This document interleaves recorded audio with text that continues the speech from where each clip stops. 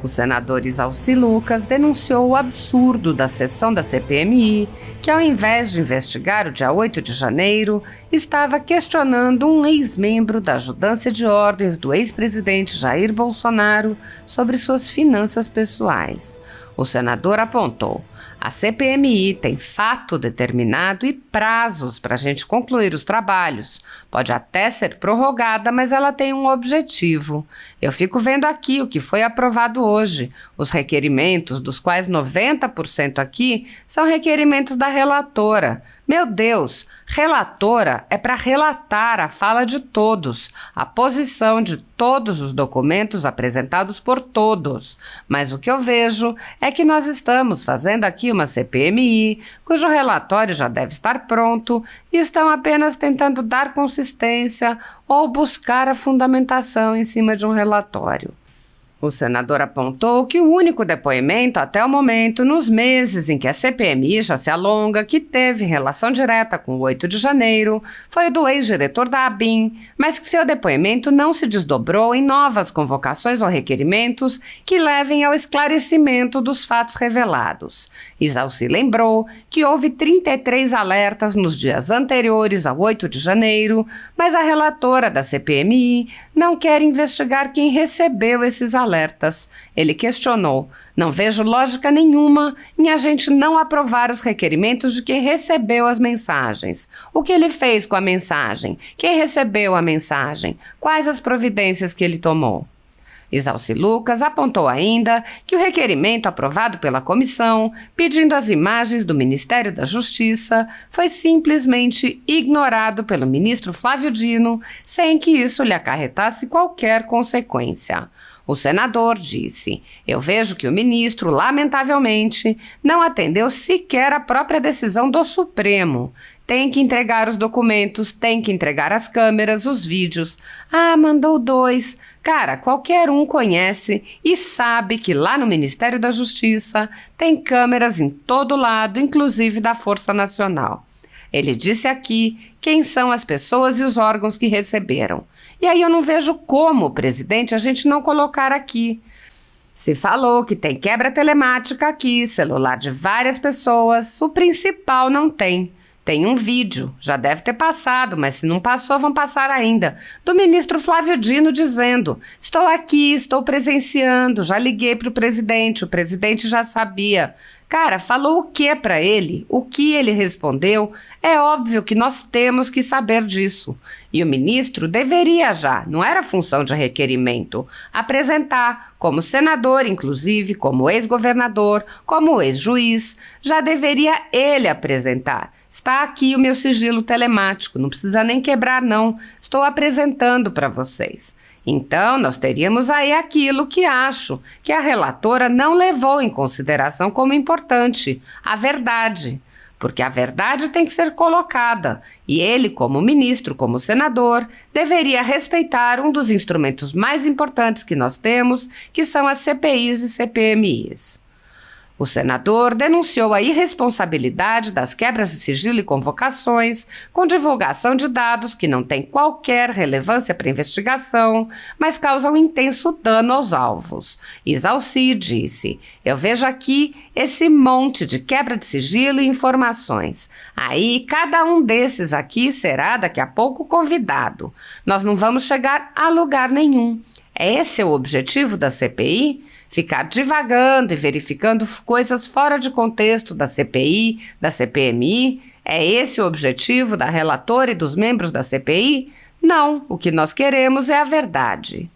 Isalci Lucas lamentou que os fatos já revelados não estejam levando ao avanço das investigações. Ele lembrou: teve problema na segurança pública do DF? Teve. Agora, quem é que me garante e quem é que pode dizer que o governo federal não se omitiu em termos de evitar o que aconteceu no dia 8 de janeiro?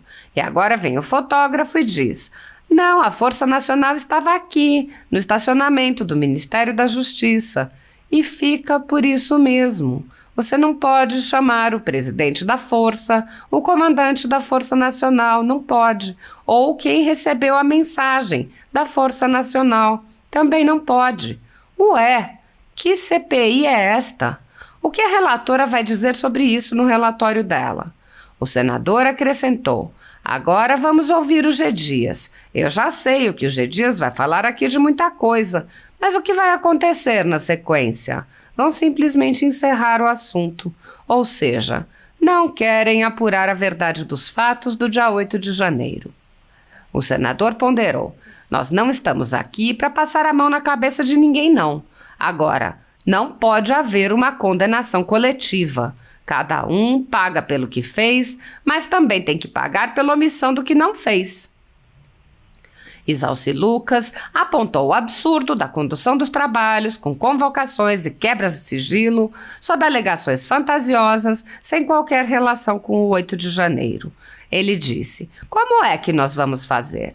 Presidente, se ficar pela base de governo, não quer apurar nada. E qual é o objetivo da CPMI? Como é que eu posso aqui pegar uma pauta dessa de hoje e 90% do que está aqui são da relatora pedindo quebra de sigilo de todo mundo? E aí sim, em cada um desse aqui vai procurar: ah não, tem aqui uma transferência de R$1.000, eu quero saber. Aí vem aqui, nós vamos chegar. O tempo está terminando. Nós estamos já na fase final da CPMI e não apuramos nada. O senador fez um apelo ao presidente da CPMI para que coloque em pauta os requerimentos da oposição, exemplificando com o pedido de quebra de sigilos do ministro Flávio Dino. Ele cobrou: já que se quer quebrar o sigilo telemático aqui, eu tenho um requerimento da quebra do sigilo telemático do ministro da Justiça, já que ele espontaneamente não apresenta, o que para nós já seria o suficiente. Ora, qual a dificuldade dele apresentar e dizer: não, o governo federal, eu como ministro não tenho nada com isso, o que tinha que fazer eu fiz. Eu quero ver as mensagens. Já que quebram as de todo mundo, por que não as dele? Então, presidente, eu faço um apelo a Vossa Excelência. Essas coisas óbvias, que são fundamentais para esclarecer realmente o foco da CPI, que a gente aprove. Vossa Excelência pode conduzir isso, porque não tem sentido. Quem é que pode dizer que não tem sentido aprovar a quebra de sigilo do ministro Flávio Dino? Não teria mesmo, não, desde que ele apresentasse espontaneamente as mensagens que ele mandou e quem recebeu e o que foi falado. O senador Isalci Lucas alertou: nós vamos encerrar a CPI. Se for atender isso que está aqui, nós vamos chegar a nada. Apenas fazer ou produzir um relatório independente, porque a gente já sabe qual é o relatório que vem em função dos requerimentos que estão sendo aprovados e a gente perde tempo, dinheiro e a população não fica esclarecida.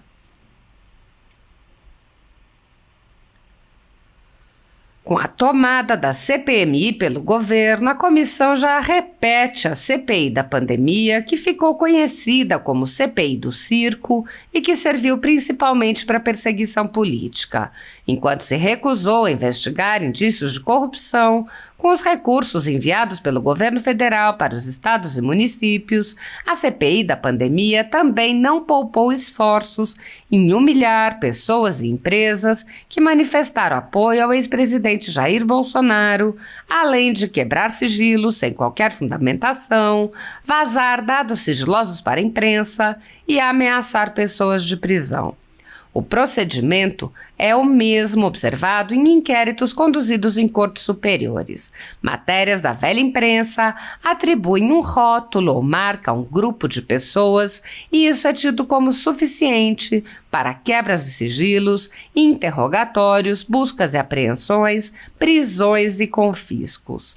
Após promover uma devassa nas pessoas e empresas no que é conhecido como Phishing Expedition, os dados são vazados para a velha imprensa, que então promove um assalto de reputações que dá causa a novas medidas abusivas. Conforme vários senadores já notaram, os procedimentos são comumente dirigidos aos veículos de imprensa independentes em evidente tentativa de eliminar a concorrência, controlar a informação e manipular a população brasileira. Em um inquérito administrativo no Tribunal Superior Eleitoral, seguindo esse tipo de procedimento, o ministro Luiz Felipe Salomão ordenou o confisco da renda de diversas pessoas, sites e canais conservadores, inclusive a Folha Política. A decisão recebeu elogios dos ministros Luiz Roberto Barroso, Alexandre de Moraes e Edson Fachin. A decisão não discrimina os conteúdos e atinge a totalidade da renda dos sites, com o objetivo de levar ao fechamento das empresas por impossibilidade de gerar renda. Há mais de 25 meses, todos os nossos rendimentos são retidos sem qualquer base legal. Se você apoia o trabalho da Folha Política e pode ajudar a impedir o fechamento do jornal, doe qualquer valor à empresa Raposo Fernandes através do Pix, utilizando o QR Code que está visível na tela ou o código ajude@folhapolitica.org. Caso não utilize Pix, há a opção de transferência bancária para a conta da empresa Raposo Fernandes, disponível na descrição deste vídeo e no comentário fixado no topo. Há 10 anos, a Folha Política vem mostrando os fatos da política brasileira e dando voz a pessoas que o cartel midiático quer calar. Pix ajude@folhapolitica.org. Assista.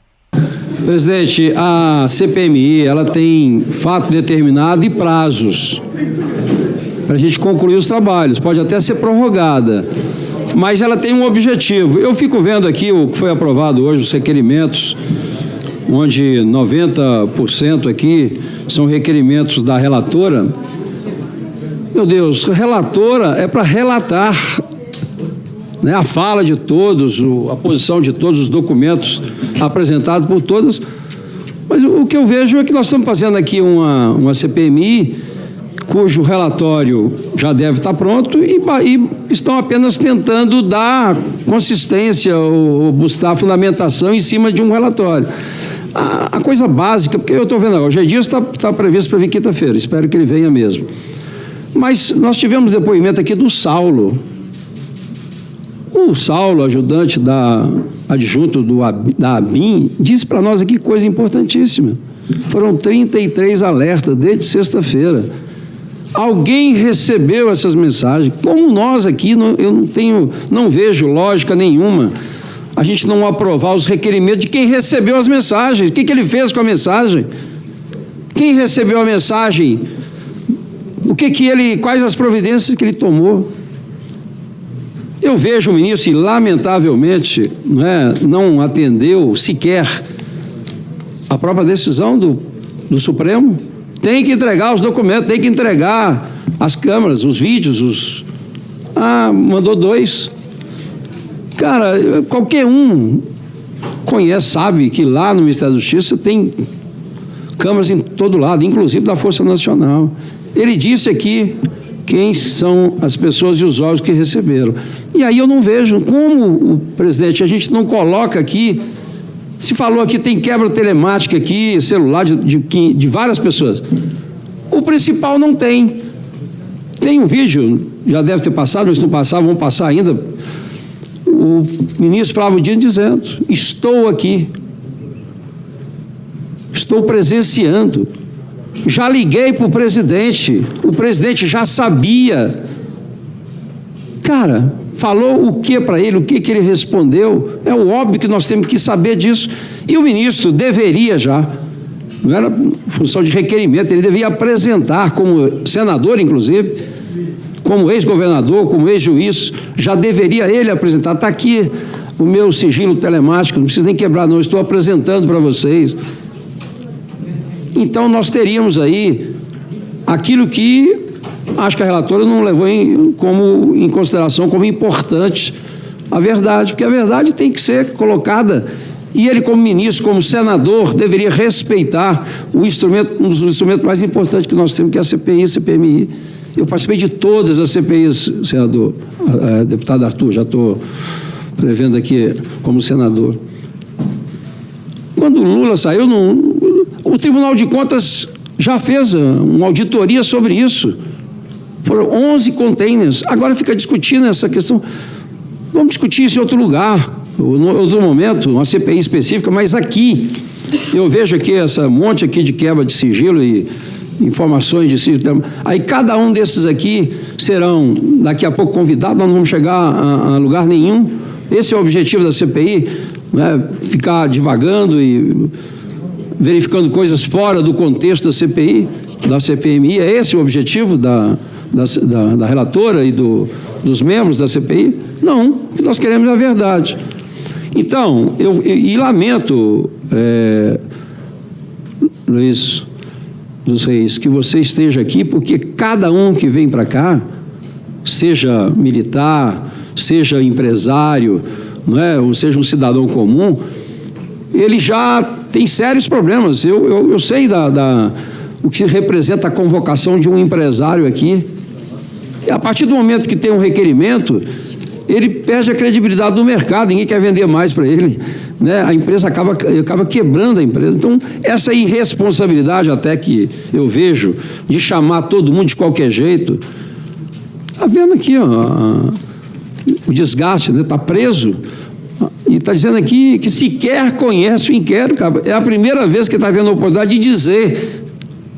Cara, eu realmente não sou advogado, não, mas fiz, inclusive, sexta-feira, um encontro com alguns advogados que estavam formando em direito. Eu falei, cara, é impressionante, né, que não dá ao cidadão o direito do contraditório, de falar, de ver o que está sendo acusado, de que está sendo acusado, quem acusou, como.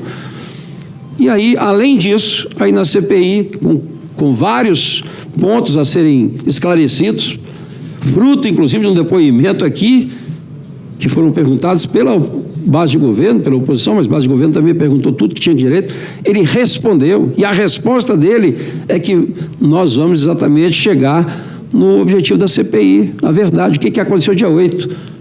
Teve problema na segurança pública do DF? Teve. Agora, quem é que me garante, não é? E quem é que pode dizer que o governo federal não se omitiu em termos de evitar o que aconteceu dia 8 de janeiro? E agora vem o fotógrafo e diz, não, a Força Nacional estava aqui no estacionamento do Ministério da Justiça. E fica por isso mesmo. Você não pode chamar o presidente da Força lá, o comandante da Força Nacional, não pode. Quem recebeu a mensagem lá da Força Nacional também não pode. Ué, que CPI é essa? O que a relatora vai dizer sobre isso no relatório dela? Agora vamos ouvir o G. Dias. Eu já sei o que o G. Dias vai falar aqui, de muita coisa. Mas o que vai acontecer na sequência? Bom, simplesmente encerrar o assunto. Ou seja, não querem apurar a verdade dos fatos do dia 8 de janeiro. Ninguém aqui, tenho certeza absoluta, nenhum parlamentar, nunca vi um discurso, uma defesa de algo errado, que alguém ia defender alguém que cometeu algum crime ou alguma quebra de patrimônio público. Não, todos aqui falam, e eu inclusive, né, nós não estamos aqui para passar a mão na cabeça de ninguém, não. Agora, não pode haver uma condenação coletiva. Cada um paga pelo que fez, mas também tem que pagar pela omissão do que não fez. Porque, pelo depoimento, eu acho que é o único depoimento que eu vi aqui realmente que tem ligação concreta com a CPI, que foi o Saulo, e que produziu aqui, de fato, informações que precisam ser apuradas. Como é que nós vamos fazer? Presidente, se ficar pela base de governo, não quer apurar nada. Qual é o objetivo da CPMI? Como é que eu posso aqui pegar uma pauta dessa de hoje e 90% do que está aqui é da relatora, pedindo quebra de sigilo de todo mundo? E aí sim, cabo disso aqui vai procurar. Ah, não, tem aqui uma transferência de R$1.000, eu quero saber. Aí vem aqui, nós vamos chegar em... O tempo está terminando, nós estamos já na fase final da CPMI, não apuramos nada. Fica discutindo. Eu vi aqui, tem lá, eu participei na CPI da Petrobras, tem lá um que devolveu 500 milhões, o outro, são 15 bilhões que foram devolvidos pelas empresas e quem estava comprometido lá na CPI da Petrobras, Abreu e Lima, Comperge, cara, tá lá. E aí, não aconteceu nada disso não, caiu do céu essa devolução de 15 bilhões, nós estamos de 15 bilhões, estamos falando aqui de um relógio não. E aí dá essa importância, olha, está ali o depoimento do presidente, olha, esse aqui recebi, passou no vídeo aí, E aí a gente pega uma CPI da importância que tem uma CPI e ficamos discutindo o negócio de um relógio que o próprio presidente, o ex-presidente, o presidente atual, né, o presidente Lula, publicamente mostrou esse relógio que eu ganhei. Né, tá lá. 11 containers. Ah, não, isso é normal, ninguém ganhou mais presente do que eu. Estava no vídeo, não foi eu que estou falando, não, ninguém que está falando, não. Ele disse, e a gente assistiu agora. E aí fica a CPI aqui, vamos quebrar o sigilo de fulano, ciclano, não sei o quê, esse monte de negócio aqui, comprometendo as empresas, que a partir do momento que tem um requerimento aqui, tem dificuldade financeira, vai ter dificuldade de manter emprego, de manter o negócio, ou simplesmente botar aqui um requerimento só para adiar as conclusões da CPMI. Então, eu sinceramente, né, eu vi aqui um ou outro requerimento da oposição, mas, cara, não é, a gente tem que aprovar, vamos quebrar, já que quer quebrar o sigilo telemático aqui, eu tenho um requerimento da quebra do sigilo telemático do ministro da Justiça. Já que ele não espontaneamente não apresenta, que para nós já seria o suficiente. Ora, qual é a dificuldade dele apresentar e dizer, não, o governo federal, eu, como ministro, não tenho nada com isso, né, o que tinha que fazer eu fiz. Eu quero ver as mensagens. Já que quebra de todo mundo, por que não dele? Então, presidente, eu faço um apelo à Vossa Excelência. Essas coisas óbvias, que são fundamentais para esclarecer realmente o foco, né, da CPI, que a gente aprove. Né? Vossa Excelência pode conduzir isso, porque não tem sentido. Quem é que pode dizer que não tem sentido aprovar a quebra de sigilo do ministro Flávio Dino? Não teria mesmo, não, desde que ele apresentasse espontaneamente as mensagens que ele mandou e quem recebeu, o que foi falado. Então, eu, sinceramente, gostaria... Nós vamos encerrar essa CPI, se for atender isso que está aqui, nós vamos chegar a nada. Apenas produzir um relatório independente, porque a gente já sabe qual é o relatório que vem, em função dos requerimentos que estão sendo aprovados, e que a gente perde tempo, né, dinheiro, a população não fica esclarecida. Então, eu apelo a Vossa Excelência que essas coisas básicas de saber, Força Nacional, né, quebra de sigilo telemático do que aconteceu no dia e a convocação aqui do que o Saulo disse, isso foi para dar sequência no óbvio. Né? É o apelo que eu faço aos nossos pares, independente da questão partidária e ideológica aí. Senador Exalci,